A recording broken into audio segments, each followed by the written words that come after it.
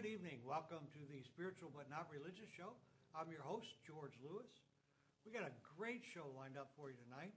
Boy, and I'll tell you what, I don't know what your area has been, but we live here in Sarasota. What a spectacular day it's been down here. Sunny skies and weather about 75 degrees. It's just been fantastic. We're in our new studio here above the RBC Bank. We're on the corner of Osprey and Siesta Drive, if you happen to be from Sarasota, 3 miles from the beach. So it's a great spot to be. I just have to figure out how to keep myself at work on some days. I've got a great guest tonight, but before I tell you about my guest, I want to talk with you about the Spiritual Broadcasting Network and the Spiritual But Not Religious Show. The purpose of the Spiritual Broadcasting Network was to bring the many diverse voices out there who are really promoting the idea of a spiritual shift, evolution, if you will, a shift in consciousness and a change for the better for the world, which no doubt we need at this point. The world's obviously been in chaos, and I think all of us have experienced some real downsides of what's been going on. 2012, I think, plays a role in that. Really, it's kind of a pivotal year. I don't subscribe to the doom and gloom end of the world, the physical world, but more to a shift in consciousness from, the greed and all of the competitiveness and all of the darkness that's kind of been the dominant factor. I see that as kind of moving from that to the more light, where we're more other-centered and we are less competitive and far less self-centered as being the real change. And our job has been to bring you there's so many different ways with people out there who are talking this, believing this, and promoting this whole concept. So I'm convinced that we'll see that shift before too long. And the Spiritual But Not Religious Show, if you follow what's going on in religion at all, the major religions, people have been leaving in droves. They're not finding the kind of satisfaction that they want to get from a church. And an awful lot of people, actually 20% of the United States population, I don't know about the rest of the world at this point, but the United States population calls themselves spiritual but not religious. And those folks really don't go to a church. They have no real place to congregate, and so their voices aren't heard. And we're bringing those voices to you here on the Spiritual But Not Religious Show. Also, we have a whole lot of new shows coming online. I've got one coming in. A new show will be 5 or 6 days a week called Spiritually Raw. These folks have been doing an hour radio show, a couple for quite a while now, 3 years. Fun show, great. They really put out a nice show.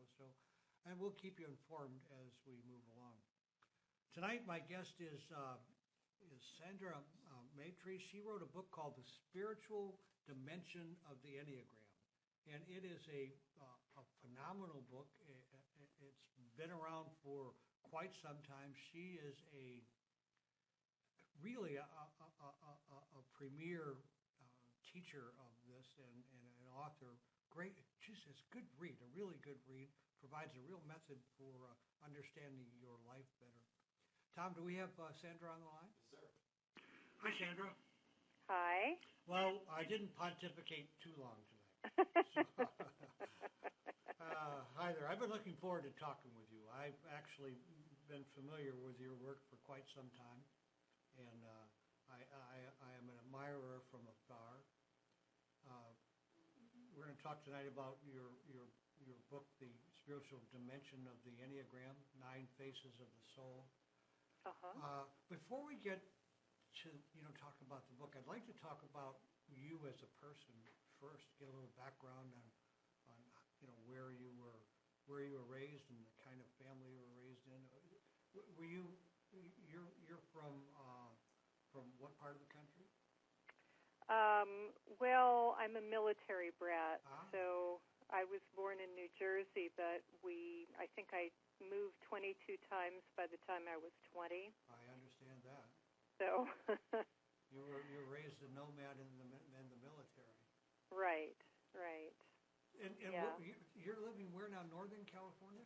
Yeah. I live in Marin County. Right, right. Are you north of the bridge, right? Yes.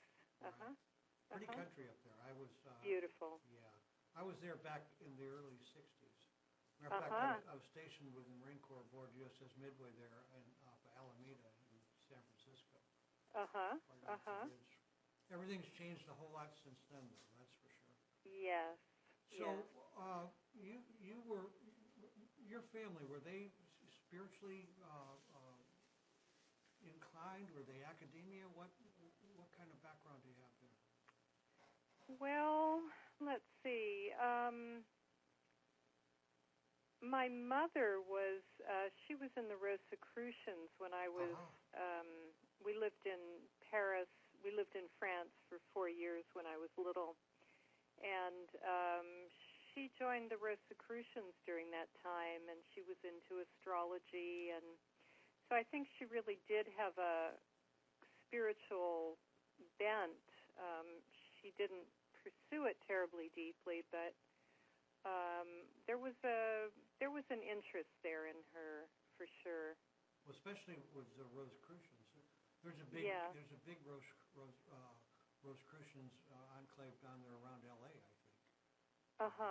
think. I was actually there at one point. So, how did you get? Did you go to? You've been to college, no doubt. Are you a PhD or what's your? Academic? No, I went to art school. Yeah, I went to art school in Oakland, and I'm a painter as well as everything else I do. Right. Yeah. Well, I think when we have that, that connection with something beyond ourselves, we tend to find our way into the arts or spirituality or that kind of thing. You were into meditation. You pursued that pretty strongly, didn't you not? I did. I started formal spiritual work with Claudio Naranjo, who was the person who brought the Enneagram, the system of the Enneagram, who basically is the source of much of the information about it in the West at this point. Right. And during the time that I worked with him, we were exposed to all kinds of spiritual paths, and I was very, very, I don't think intrigued is the right word, but very impacted by the work I did in meditation. And so after Claudio's group ended, I went to England for 2 years to meditate. And it's been a strong part of my path. Yeah, meditation is a big part of my path. I got into meditation with the Maharishi Mahat Yoga back in the early 70s. And I've followed it since. It's amazing how much that transforms our lives. Yes, yes. So, you were at Berkeley, right? I went to UC for about a year and a half, and then I transferred into art school. I lived in Berkeley. Right. Yeah. Is that where you met Claudio, or? Yes. He was living in Berkeley. He still does part of the year. Is he still active? He is. I think I haven't had much contact with him. But I hear that he's teaching mostly in Spain. He got pretty turned off by the spiritual materialism in the States. Oh boy, it's sure rampant here, isn't it? Yes. So he likes working with Europeans better, I think, although I think he started to teach here again. So he doesn't find that the spiritual community there in Europe quite as materialistic as what it is here? I don't think they are. I teach in Britain twice a year, and I taught in Germany for many years. And they're quite different than Americans. Well, no question about that. You speak those languages? No, I speak French, but and of course I speak English, so it works in Britain for me. Absolutely, no problem on that end, right? Right. Well, let's talk about the Enneagram, and before we can give us an idea of the Enneagram symbol and what that really means. Well, the symbol of the Enneagram is a circle divided into 9 points connected with, one equilateral triangle. Right. And then another, the other 6 points are linked in a kind of asymmetrical design. And the symbol itself, as we know it, first appeared in the work of Gurdjieff, the Armenian mystic, around the turn of the, the end of the 19th century, beginning of the 20th century. But he used it in very different ways than it's become popularized. He used it to understand processes in nature and the musical octave, the days of the week, the planets, and so on. Well, there's quite a connection with music in that symbol, isn't there? Yes.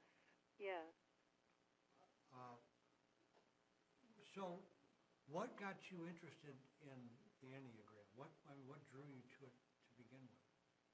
Well, I wasn't particularly drawn to the Enneagram itself.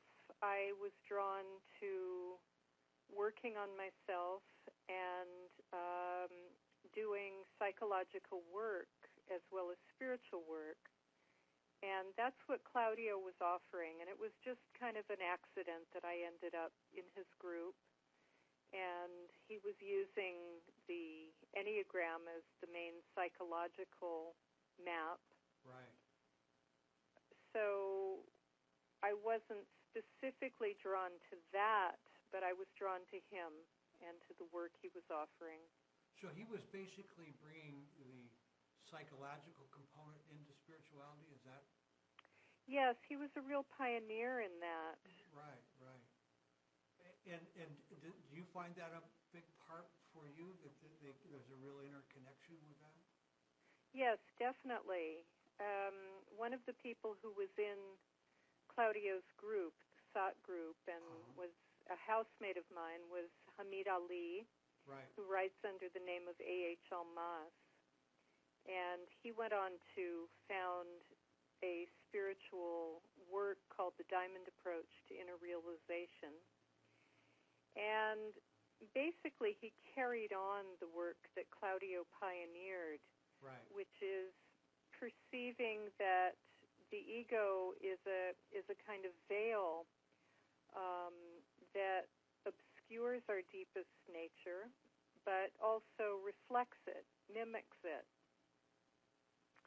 And so Hamid developed a very sophisticated system of perceiving different sectors of the personality structure, the ego structure, as corresponding to and compensating for the loss of contact with various spiritual dimensions. Right. And kind of like taking over, huh? Thinking it's in charge and there isn't another level. Yes, right. Absolutely. Right. So, right. So the relationship between the Diamond Approach and the Enneagram, where's the spinoff? Is it just because of the spiritual aspect, or are there other kinds of differences there that are major from the original? Well, the map of the Enneagram, they're basically 2 sets of Enneagrams. There are what are called the subjective Enneagrams, which are maps of the ego structure, or in Gurdjieffian terms, the personality structure. And then there are the corresponding objective Enneagrams, which are maps of how a human being perceives and functions and feels in an enlightened state. So So go ahead. yeah, and so that's basically what the Enneagram is, or at least in the understanding that we've inherited from Claudio, who in turn was taught by Oscar Ichazo, the founder of the Eureka training. But those two Enneagrams are just maps, and the diamond, they don't really tell you how to transform the subjective Enneagrams into the objective ones. So they don't tell you how to transform yourself, but they do describe what the personality patterns look like and what they transform, or what they potentially transform into. So the diamond approach is a methodology for that transformation. So my next question was going to be to ask you, why someone would, get involved with the Enneagram, and why would they pursue it? And if I'm not mistaken, you had the original, which kind of like lays out what we're dealing with, and then the diamond approach gives us some kind of a way to make some internal changes that really help us in our external life. Yes. And yes. Yeah, that's pretty powerful. You do workshops with them? I do. Yeah, I do. I got kind of tired of doing public Enneagram workshops, and I do mostly work with people who've had a lot of experience of work on themselves, because it's much more interesting for me. I found that people basically are trying to collect information and fix themselves, and it's not that easy. Boy, that's for sure. I've been on this path for a very long time, and I've mentored a lot of people. I'm really in the same space you are. I want to work with people who have some real foundation to work from. Right.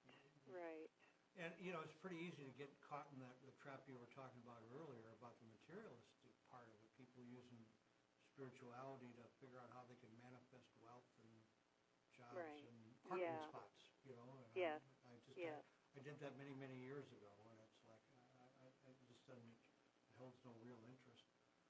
Yeah. So those kind of things you're doing in England mostly, or are you also doing those in the States? Well, I lead 2 diamond approach groups in England that have been going. One's been going for, I think it's 10 years now. And I have some ongoing groups here in the States. And I've just started teaching Mahamudra, which is a Tibetan Buddhist practice with a Lama here in the States, and I'm quite excited about that. So we're integrating the diamond approach and Mahamudra, which is a real kind of cutting-edge thing that we're doing. Oh, that's very cool. Well, you were involved with Buddhist teachings for a while back, weren't you, for some time? Yeah. I lived at a Theravada Buddhist meditation center when I was in my late 20s for a couple of years in England, interestingly enough. I must have some karmic connection with Britain. I understand. We get drawn, don't we? Right. And then I've sat a lot of Mahamudra and Dzogchen in the last decade. So, you practice Zen at all? No, I haven't. No. I'm not that bare bones and kind of into as much pain in my knees as you'd have to be to sit Zen. Boy, I am not either. This is without question. I'm into comfortable meditation. I function best there without question. Right. But I have some very good friends who are Zen practitioners, and a very close friend who's a Zen priest. One of the things I really want to accomplish in our call tonight is to bring the Enneagram into some clarity for our viewers, so that they might consider pursuing it. Certainly, I'd like to see them buy your book and get an idea of what's going on. Okay. So, I'm going to want you to take us through this process and these 9 different personalities. But before we go there, why would you tell somebody they should pursue this Enneagram, and what do you see as the major benefit in your life and in their lives? Well, the major benefit in my life has been that the Enneagram of personality provides a very, very clear map of my personality structure. And I think that it really cuts through a lot of years of chasing one's tail, or deceiving oneself, or getting into, no, I can't really be like that. That's not really how I am. It's a map that says, okay, if you know your type, like, these are givens. This is how you function. Here it is. And so it lays out very clearly how your ego structure is wired up. And if you consider that it's one of 9, and if humanity is divided into 9 personality styles, it can't be who you are. Right. So to me, that's the big lesson of the Enneagram. It's an empty pattern, and it's not who we are. So what you're telling us is that it's really kind of like a computer program, a virus out there in the ether. That's a way of looking at it, yeah. One viewpoint, right? Okay. So do you have any thoughts on why there are only 9? Is there a specific reason 9, or do 9 just happen to be the number? No, that's just the way the map was passed down. It's a system. There are many different systems. Right. There's astrology. There's the Jungian types. There are many different typologies. And it's just it's a particular one that's quite potent, and I think its popularity really demonstrates that it speaks to people in a deep way. Well, how difficult? I mean, how difficult is it as far as not the doing, but the comprehending the work, being able to understand? I mean, can anybody do this? Does it take a particular intelligence level to comprehend this and really make use of it, or is it kind of in every person's method if they relate to it? Well, the Enneagram has levels and levels of depth. So it's possible to look at it and understand it in a very superficial way, in a very simple way. And it's also possible to understand, and when I say understand, I mean experientially, not simply intellectually, but to really get levels of meaning that keep unfolding. That's been my experience working with it. I'm still understanding more things about the map, and I've worked with it now for, I think it's 42 years. That was going to be my next question for you, is, are things still being revealed to you? Yeah, definitely. Definitely. If you're like me at all, the people that I share the path that I've chosen with, they seem to teach me more than what I teach them in some cases. About myself.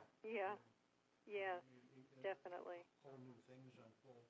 Well, if you would, let's and I'd kind of like to go through, and I'm sure every interview you must get asked to go through the 9 different personality types.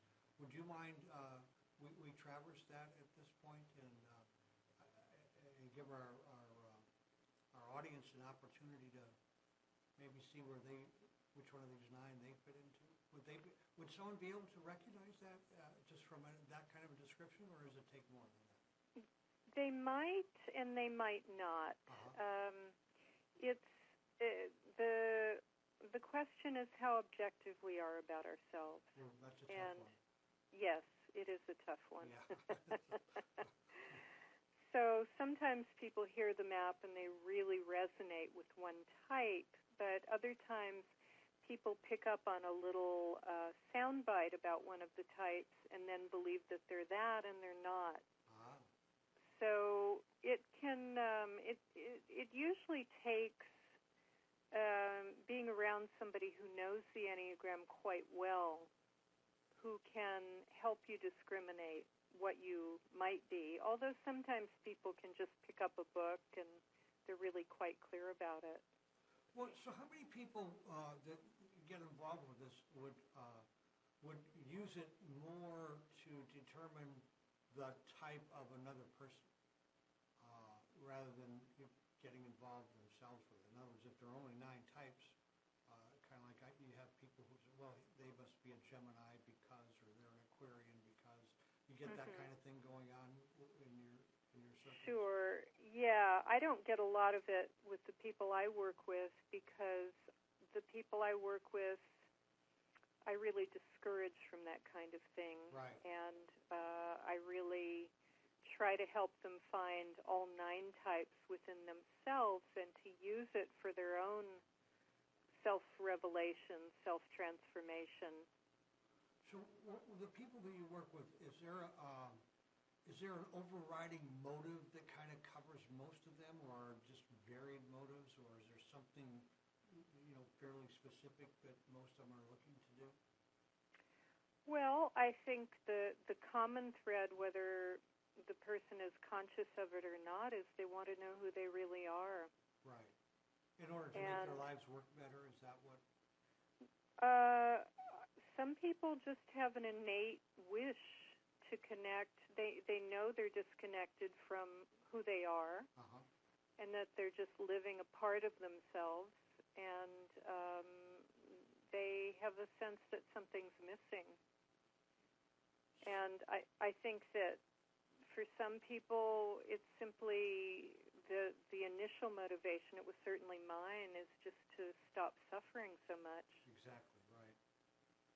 And how long did it take you before that you really began to let the suffering, we all have to experience pain because there's pain, but suffering is kind of voluntary, really, after a while. You start to understand I don't have to suffer with all this. Do you have any idea what it took you time-wise before you really hit that point? Well, I would say when I was in my 40s, probably my early 40s, things started to change. And at that point, I'd been involved in the Diamond approach for probably about maybe 10 years, I'd say.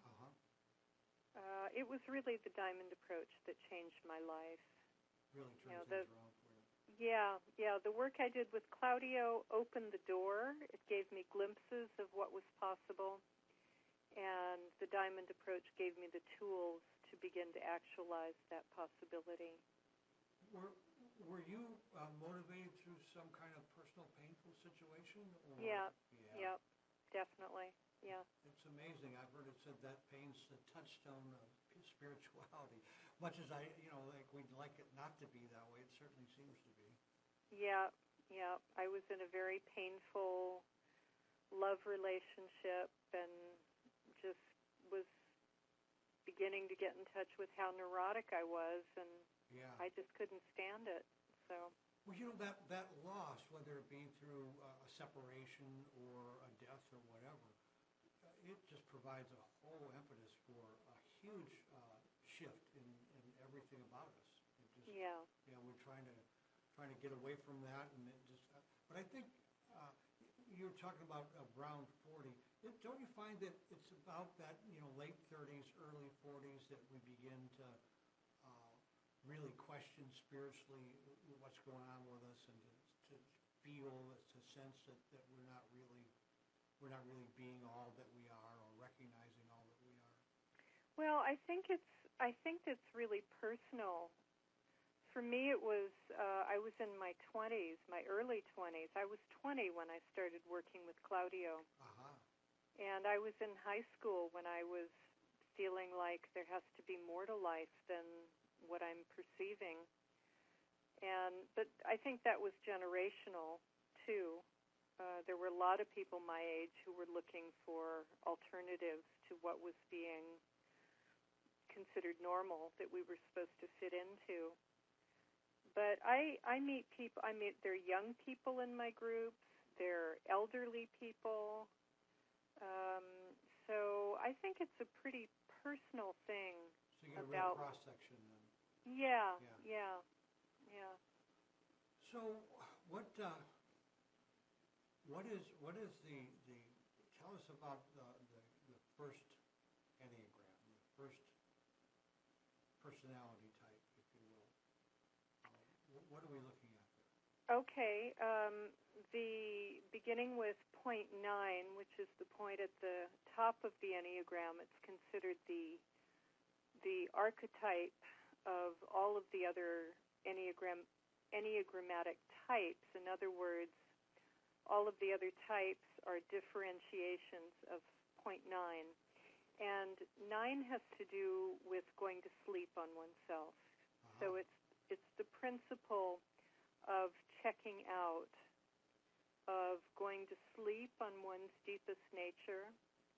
And so it's the prime point that has to do with falling into ego in the first place as young children. Right. So as a personality type, 9s tend to be very self-forgetting. They think of everybody else except themselves. They know what other people are like, what they need, what's good for them, and all of that. And they don't listen to themselves. They don't tune into themselves. So does that do people who are termed codependent kind of fall into that same thing? Would they be? No, you can be any type and be codependent. Got you. Okay, so there's no overriding influence with it. Right, just as you can be a depressive and be any type. Some people think that it's only the 4s, the melancholics, who are depressives, and that's not true. Right. So someone who would be in, like, say, a newcomer's workshop, there's a good chance that they would recognize themselves as a 1 and then begin to try to change that pattern, or are they kind of stuck with it, and the diamond approach is what really gives them that method? Is that where we're at with it? I don't quite understand your question. Well, in other words, say I come to your class, not your class, a newcomer's class, and I recognize myself as being this self-forgetter. Oh, okay. What is there a general thing that happens with people when they have this revelation or this new understanding at that point? Do they just thirst for more, or is there not really anything that's that general? I mean, is it all everything really? I don't know that I could generalize about that. The way that I teach the Enneagram is I try to help people find all 9 types within themselves. So we all have a part of ourselves that forgets ourselves. Right. And so in order to turn that pattern around, we need to understand why we do that. Okay. What's behind it? What drives that pattern of self-forgetting? So if someone were working with me on the Enneagram and coming to an Enneagram workshop, they would begin to understand themselves more as a 9 and understand some of the inner motivations that keep that pattern going and how the pattern plays out in their lives. Okay, and the effect of that pattern. But they would also they would also begin to recognize or you would help them recognize that the other 8 are also a part of that, and they're really kind of a blend of those then. Well, it's kind of like we have all 9 types, which is why we can understand the other types. But one is really dominant. Right. One is strongest. And sometimes it can take a while to ferret out which is the strongest. Well, do these particular types tend to find another type that's like on a more consistent basis? In other words, somebody who's a 1 finds somebody who's a 9 more attractive, like they try and promote in say, the astrology methodology, or does that kind of thing play a part at all? Well, there's relationships between the types, and there's a movement from one type to the other that happens in the Enneagram, and is that because of this new wisdom, this new understanding of themselves? No, it's just it has to do with this is what's called the inner flow of the Enneagram, the movement from one point to the other, and that's implicit in each type. So implicit in each type is the propensity to move forward one point in a defensive move, and to move backward against the lines of flow in the Enneagram, to get in touch with a deeper, more at the core part of themselves. So it gets a little complex. Yeah. So the ebb and flow of life kind of plays a part in all of this too. Then it's kind of like back and forth. Well, yes, you could say that. You mentioned archetypes. Is there any similarity in the Enneagram and Jung's work, or is it just the fact there's an archetype involved? Not really. I'm sure there are some overlaps that one could perceive, but I think each system has its own wisdom and its own logos, its own worldview and way of thinking, and so each one is quite distinct in and of itself. And I think that each of us is kind of at the midpoint of all of these different typologies. When you say at the midpoint, our own midpoint. Right. In other words, we're a kind of cross section of all of these different typologies. Okay, good. I'm with you on that. And how about the number 2? What are we looking at with a number 2? Well, if we go around the Enneagram, let's be 8, wouldn't it? Let's go to 1. Okay, good. Let's go to 1. The traditional movement is clockwise around the Enneagram. Okay. And so point 1 are the perfectionists of the Enneagram. And they have a deep-seated inner sense that something is wrong and it needs to be fixed, that reality is basically broken in some way, especially their own reality, and needs to be perfected. And from an enlightened perspective, that's a distorted view, but for ones, it's the foundation of their ego structure, their personality structure.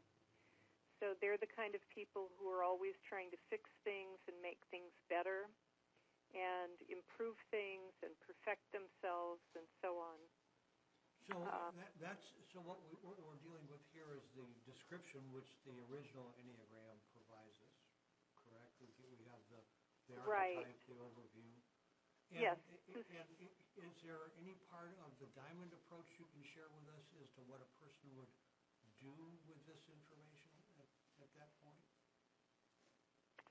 Well, in the course of working with the diamond approach and the Enneagram is just a subset of the diamond approach. Okay. The diamond approach is a much broader map, and the Enneagram is just one small component of it.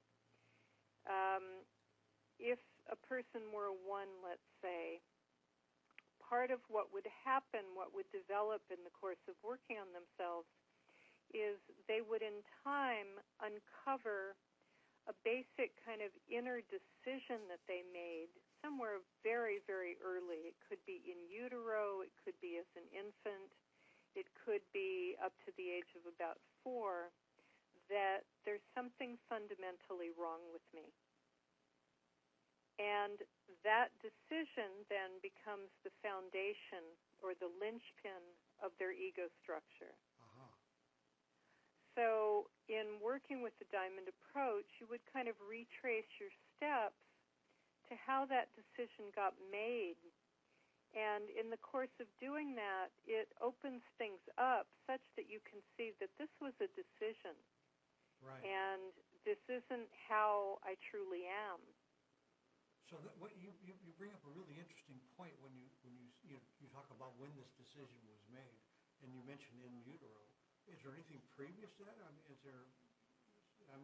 Yes, it can be. Some people have memories prior to in utero. Right. In another, dimension, or is there past lives involved with this? You run into that, or is that part of...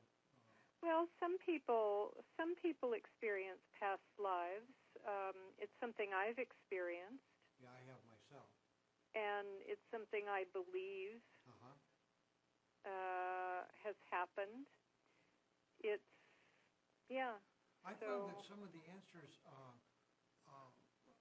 Sandra, that for the difficulties or the challenges that were going on in my life, when I connected to these past lives, really kind of gave me answers and pieces of the puzzle I couldn't have gotten any other way. It just kind of made everything make sense for me. So does the diamond approach go into some of that? We don't specifically go into past lives because the basic understanding is that any of the issues that we've brought forward into this life are here. Right. And just knowing that you had a certain kind of difficulty in the past doesn't really resolve it. Right.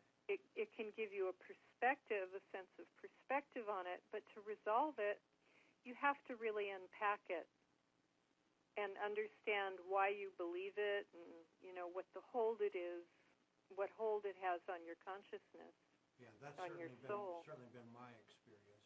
I just, some of these other things, they give me, I like your term unpack it, because you definitely need to unpack it and take a look at it. And right. Make some decisions with that. And, right. And how about we'll go on to number 3? No, 2. I'm ahead of myself here. Yeah. That's right. We had, okay, I'm with you now, 2. Yeah. So point 2s, ego flats, are the dependents of the Enneagram. And these are people who believe that love is going to save them, and love from a very particular person, a very special individual. And so their orientation becomes living for that affection from others. What else can I say about 2s? They have a basic inner sense of rejection that they're constantly trying to counter, and it's essentially a self-rejection. So they tend to bring people into their experience that supply that rejection also, or? Yes, yes. Yeah, they tend to set it up and then to suffer terribly, and So then what I'm hearing that the ego plays a huge role in this, in the fact that once it makes a decision, it goes about doing everything it can to be right. Yeah.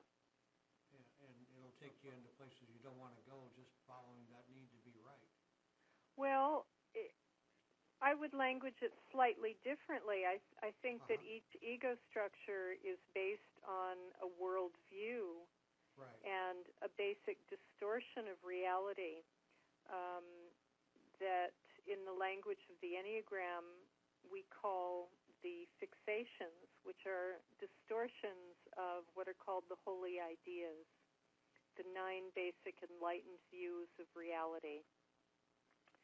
And in my book, the language of the Enneagram can get a little daunting, but Yes. in my book, I talk about each of the holy ideas and how they're the underpinning for each of the 9 types. And my teacher, Hamid Ali Almas, has written a book called Facets of Unity, which is all about the holy ideas. Uh-huh. So for people interested, that's a really, both books, they really go together. I see. So that takes you in deeper into the spirituality part of this? Yes, Yeah. yes. And the spiritual dimension that gets lost by each of the 9 types. So basically, in this process, we're trying to get back to our true essence then? Yes, yes. I got it. And this is a methodology to bring us into that state? Right. Okay. And number 3? 3. Okay, so 3s are the overachievers of the Enneagram. They're the workaholics. They're the image types. They're the people who are constantly on the go, doing, creating themselves, hence being image types. And their difficulty has to do with believing that they are what they do, and they are how they appear. So that would be what people term as a type A personality? Or? Well, again, any of the 9 types can be type A personalities. Right. And this is really the purest, well, actually there's some very lazy 3s, so you couldn't really generalize in that way, but they tend to believe they are what they achieve. Right. And find their identity there, and that's... Right, exactly. 4s are the melancholics of the Enneagram, and they suffer a lot. They perceive themselves to be more sensitive than other people and to suffer more than other people. And they tend to be quite unique and make themselves unique. They're kind of eccentric, or they can be. Not all of them are, but they can become very eccentric and, kind of one-of-a-kind individuals. Oscar Wilde's a great example of a 4. Right. And they tend to be very deep. Leonard Cohen is another 4, I'm quite sure. Joni Mitchell. Well, Leonard certainly takes the love aspect of all that pretty deep, I know. Yes. Right. Yeah. And 5s are the recluses of the Enneagram. They tend to be very withdrawn, very stingy about their energy and their time. They tend to, their energy tends to go into their minds, and they use their minds to achieve safety for themselves. 6s are the fear types of the Enneagram, and 6s are either very frightened, appear very frightened, or there's a counterphobic version, a kind of daredevil, sort of tempting their fear, attempting to overcome their fear. Right? So you have all of these movies that are so popular these days where people are doing daredevil kinds of feats and, machismo and all of that stuff. That's a very 6-ish, counterphobic 6 kind of thing. What is it? Does it also include the Batmans and the great saviors kind of come into that? Yeah, can be. Right. Yeah, very heroic. Right. Yeah, but rooted in fear. Well, so much of what we do is rooted in fear, isn't it? Yes. That's amazing. It's true. How deep that goes. It's true. And 7s are the, let's see, they're the charlatans of the Enneagram. They're the generalists. They're the synthesizers. They're people who approach life mostly through their minds and who try to pull all the threads together.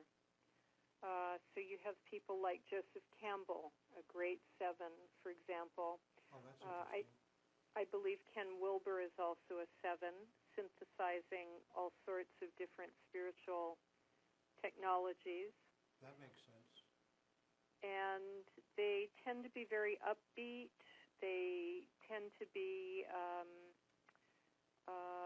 very sunny and interested in being happy, and don't focus much on despair or suffering. Following the joy path. Yes, exactly. Ram Dass is another very famous 7. Right. Oh, yeah, that makes sense. Nice. Yeah. Starting way back from the numbers of people he had living on his property.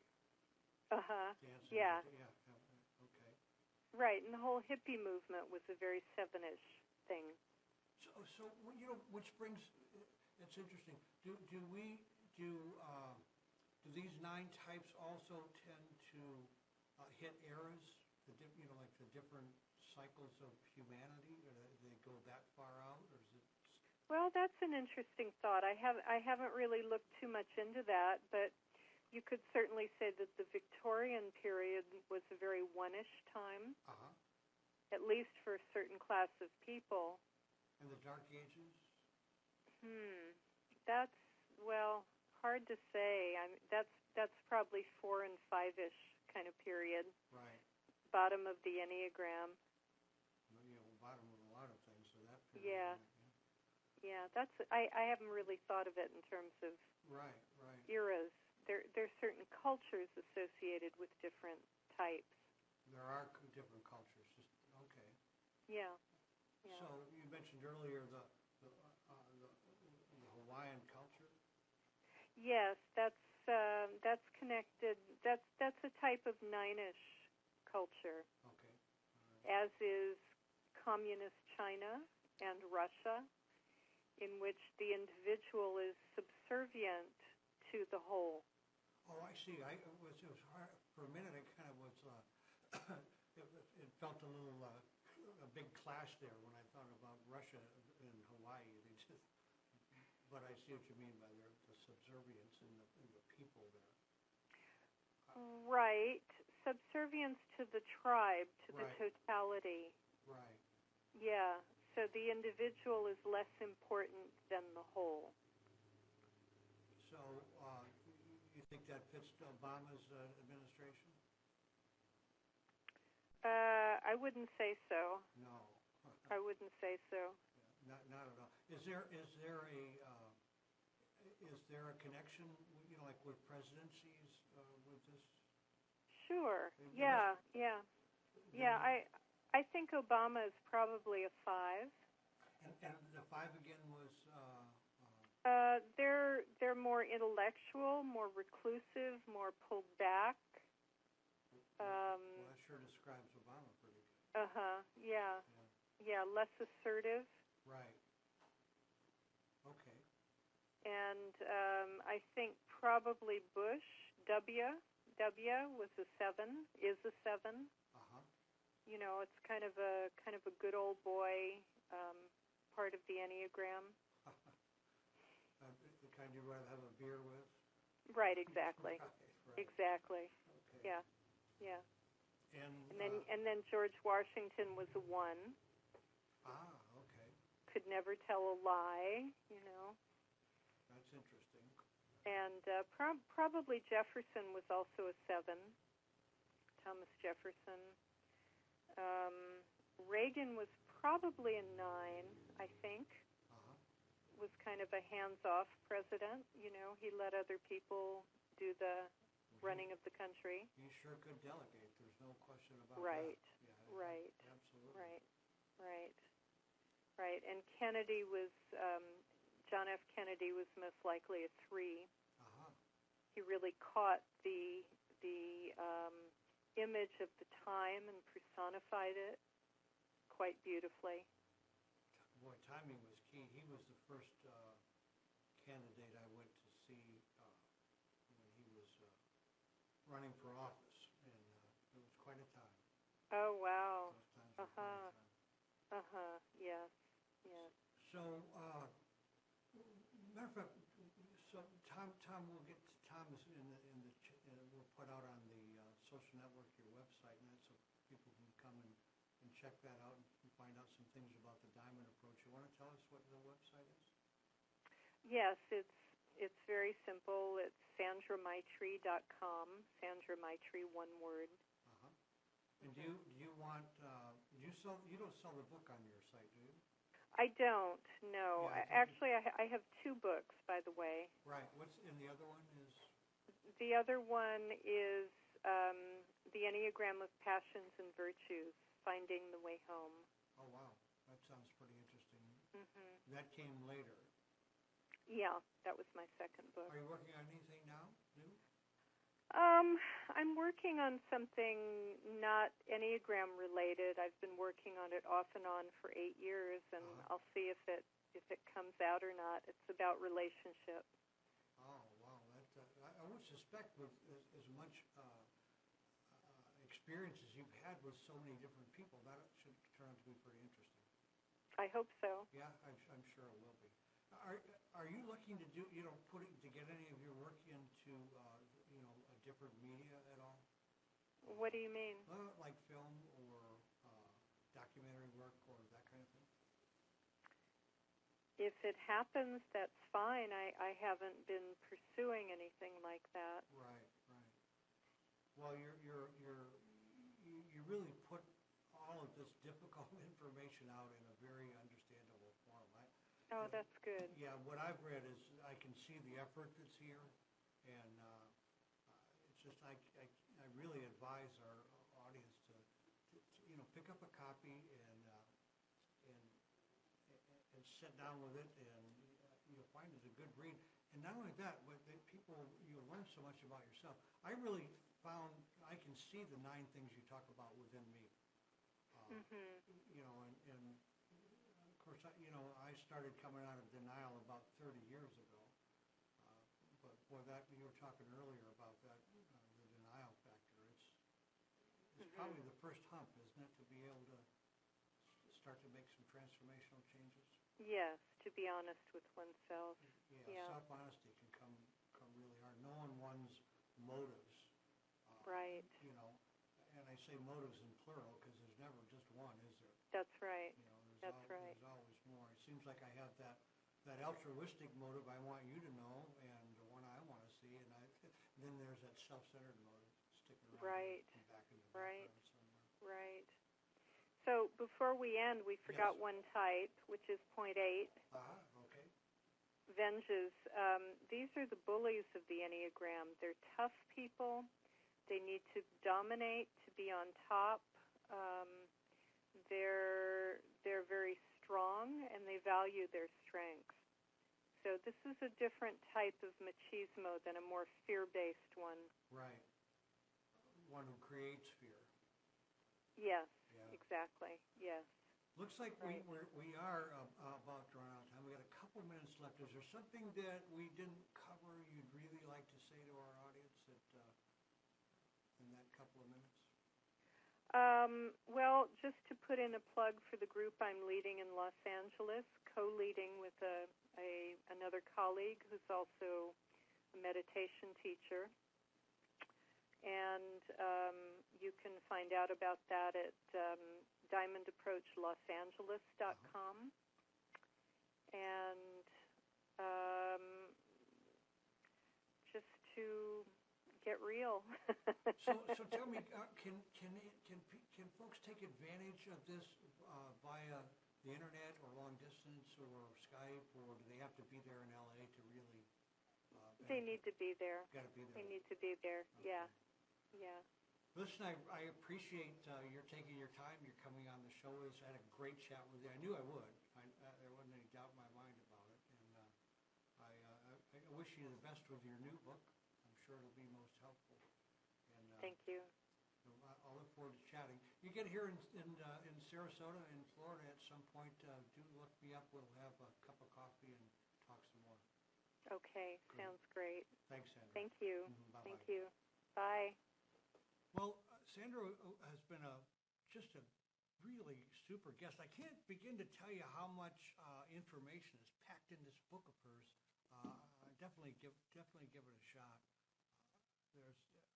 When you start to read it, you really can see the people around you, and you can see it in yourself, and you start to realize the validity of these 9 different types. Very, very powerful. I have a great guest coming next week. We're really out of time right at the moment, so be sure and come back.